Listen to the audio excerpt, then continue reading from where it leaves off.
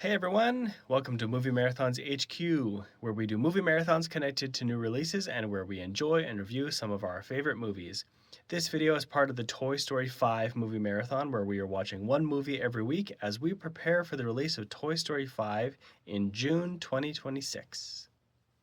Today we are discussing Toy Story. Released in 1995 and directed by John Lasseter, this was Pixar's first movie as a studio, and as you may already know, this was the world's first entirely computer animated feature film.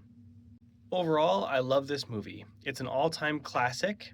The characters and the story and the lore are a lot of fun and very memorable, and this movie still holds up. I remember that my family had an abridged version of this movie on a cassette tape. And so we used to listen to it as we were driving around the city. And so I had the voices of Woody and Buzz and all the friends in this story a lot when I was a kid. So both from watching the movie on repeat and then listening to the abridged audio version in the car. This was long before we had screens in cars. But I have a lot of nostalgia for Toy Story. For positives, I'll mention the animation, which is of course breathtaking and very, very impressive, and it still holds up. The music, especially You've Got a Friend in Me. The humor, the heart, and the themes, just the overall feeling of the movie is also a positive. And for negatives, I don't really have any other than I want to talk about Sid being a very troubling and concerning character. Spoilers ahead for Toy Story.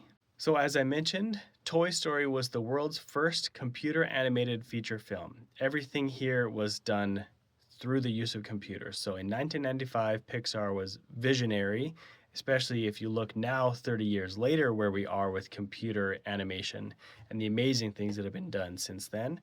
But Pixar was the one who rolled the dice and tried to make a feature film in this medium.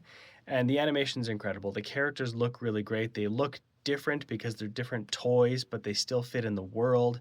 This really developed the visual identity and the visual language of the Pixar studio. In their history, they have adapted and changed and some of their visual identity and what they do in their movies. But to me, they're still a Pixar look. And I think Toy Story established it. The animation's very, very good. And even when you look, when I rewatched it looking back, seeing what modern animated movies can do, it's still so smooth and so emotive and just very well done for being 30 years old. So that's the first positive. Next is the music in Toy Story. The score here is done by Randy Newman, and it's very, very good. I know that Randy Newman kind of became a parody, and I think it was Mad TV that did a sketch that was poking fun at Randy Newman's musical stylings, especially connected to Toy Story. But you've got to admit, the music is really, really enjoyable, both for children and adults alike. And the single, I guess you could call it a single, You've Got a Friend in Me. I know it's cheesy and it's almost played out, but it is a charming song. And even all these years later, it almost took on a life of its own. Like, people remember You've Got a Friend in Me and what you feel when you hear that song, or just the themes of friendship and understanding that are just brought up in that song every time you hear it. That's really a strong positive for this movie. But the score is not to be overlooked. And as we listened to that audiobook when I was a kid driving around, and we were driving around in the car, the score would play throughout parts. So a lot of that is indelibly imprinted on my mind.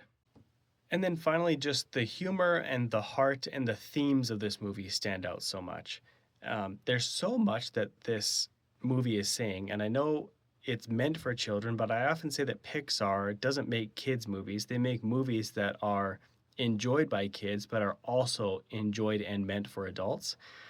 And so here, there's so many themes of Woody the cowboy represents how things used to be done, and then Buzz Lightyear, the space ranger, represents how things need to be done in the future. So it's past and future, and just the conflict inherent in them is just evident in who they are as characters. And then the themes of friendship and acceptance and embracing who you are and leadership and following leaders and pride and humility. Like there's so many themes in this movie that on the surface it's just a kids movie and it's about toys, but really I think there's a lot of depth here. And the humor is great. Lots of the characters are funny, and the voice actors do a spectacular job. Of course, we have Tom Hanks as Woody and Tim Allen as Buzz, who are our two leads. And I remember as a kid, because I listened to this movie so often on the cassette tape, I didn't know which one was which. I knew the voices and I knew the faces of those actors, but often I thought Tim Allen was the one who was voicing Woody, and I thought Tom Hanks was voicing Buzz, and I couldn't quite figure it out in my mind. I eventually got that straightened out.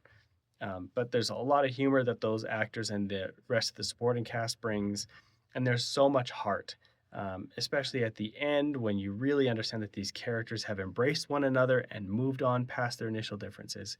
It's still very, very strong to this day. And then this isn't really a major negative, but the villain, Sid, is of course a really messed up kid. But as I rewatched this, I felt more sympathy for him than I had before.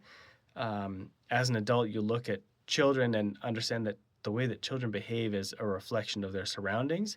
And so Sid has had a hard life, not to justify his weirdness and his sociopathic tendencies of what he does to toys.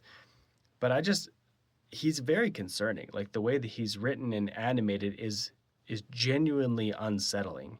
So that's almost a positive for how good it is. But you just think, man, this poor kid, and his behavior is communication. He's blowing up toys and doing all these weird experiments with toys.